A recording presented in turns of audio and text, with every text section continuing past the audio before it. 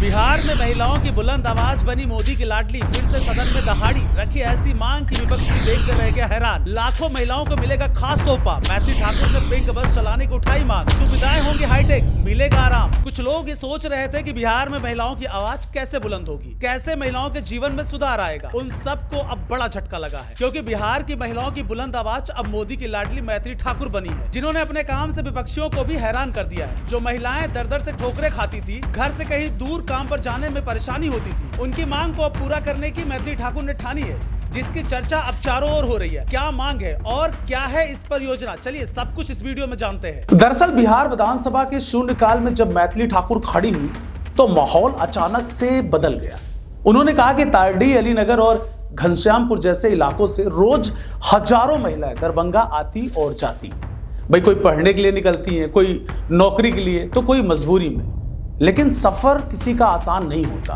भीड़ भरी बसें, असुरक्षा का डर और समय की बर्बादी होती है। इसी परेशानी को सामने रखते हुए मैथिली ठाकुर ने पिंक बस सेवा की मांग रख दी। सदन में बैठे लोग भी समझ गए कि ये मांग सिर्फ कागजों के लिए नहीं है, बल्कि हर उस महिला के लिए है जो रोज घर से निकलते वक्त डर को साथ लेकर चलती है। अब मैथिली ठाकुर ने साफ कहा कि अगर पिंक बस सेवा इन प्रखंडों से दरभंगा तक शुरू होती है तो महिलाओं को न सिर्फ सुरक्षित सफर मिलेगा, बल्कि उनका आत्मविश्वास भी और बढ़ेगा। छात्राओं को कॉलेज जाने में आसानी होगी, कामकाजी जो महिलाएं हैं उनको दफ्तर पहुंचने की चिंता नहीं रहेगी और गांव की महिलाएं बिना डर के शहर आ और जा सकेंगी। यही वजह है कि उनकी इस मांग पर सिर्फ सत्ता पक्ष नहीं, विपक्ष के चेहरे भी गंभीर नजर आए, क्योंकि सवाल राजनीति का नहीं था, बल्कि सम्मान और सुरक्षा का था। मैथिली ठाकुर ने इसके बाद सोशल मीडिया पर भी अपनी बात रखी और साफ शब्दों में लिखा कि महिलाओं के लिए सुरक्षित और सम्मानजनक यात्रा सुविधा समय की जरूरत है। उन्होंने बताया कि दरभंगा आने जाने वाली महिलाओं की संख्या लगातार बढ़ रही है, लेकिन सुविधाएं उतनी नहीं बढ़ पाई जितनी की होनी चाहिए। ऐसे में पिंक बस सेवा एक मजबूत समाधान बन सकती है। पोस्ट के बाद प्रतिक्रियाओं की बाढ़ आ गई।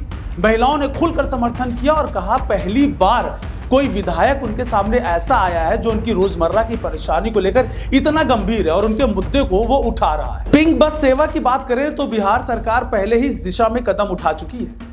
इन बसों में सिर्फ महिलाएं सफर करती है, सीसीटीवी कैमरे लगे होते हैं, लेकिन पैनिक बटन की सुविधा नहीं होती है। और कई बसों में तो महिला कंडक्टर ही नहीं होती भाई, उसमें मेल कंडक्टर होते हैं। किराया भी जो है वो आम बसों के मुकाबले इसमें ज्यादा नहीं होता, ताकि हर वर्ग की महिला इसका इस्तेमाल कर सके। अब अगर यही सुविधा ग्रामीण महिलाओं तक पहुंचती है तो इसका जो असर है वो सीधे सीधे महिलाओं की जिंदगी पर पड़ेगा। पढ़ाई छूटने से बचेगी, नौकरियों के रास्ते खुलेंगे और समाज में महिलाओं की जो भागीदारी है वो और मजबूत होगी। बता दें, मैथिली ठाकुर का नाम सिर्फ राजनीति तक सीमित नहीं है, वो लोक गीतों की दुनिया से निकलकर विधानसभा तक पहुंची है। भाई गांव की मिट्टी की खुशबू उनकी गीतों में झलकती है और वही सादगी अब उनके काम में भी दिख रही है। शायद यही वजह है कि लोग उन्हें सिर्फ विधायक नहीं मानते, बल्कि अपनी बेटी और अपनी बहन मानते हैं। उन्होंने साबित कर दिया है कि राजनीति में आने का मतलब सिर्फ भाषण देना नहीं, बल्कि लोगों की जिंदगी बदलने की कोशिश करना होता है। अब इस मांग के बाद जो नजर है वो सरकार के फैसले पर टिकी है कि मैथिली ठाकुर की जो ये मांग है इसको सरकार कैसे लेती है। अगर पिंक बस सेवा की मंजूरी मिली तो सिर्फ ये एक योजना नहीं, बल्कि बिहार की महिलाओं के लिए एक नया भरोसा बनेगी। अब गांव की गलियों से निकलकर शहर तक का जो सफर होगा वो आसान होगा। डर की जगह आत्मसम्मान के साथ लोग जाएंगे, डर होगा नहीं। मैथिली ठाकुर ने उम्मीद जताई है कि सरकार ने अगर इस मांग को गंभीरता से लिया और जल्दी इस पर काम शुरू किया तो आज बिहार में इस मांग की चर्चा हर तरफ होने लगेगी और महिलाएं अपने आप को सुरक्षित महसूस करेंगी। चाय की दुकानों से लेकर कॉलेज कैंपस तक लोग यही कह रहे हैं कि अगर ऐसे ही मुद्दे को उठाते रहे विधायक तो बदलाव बिहार में दूर नहीं।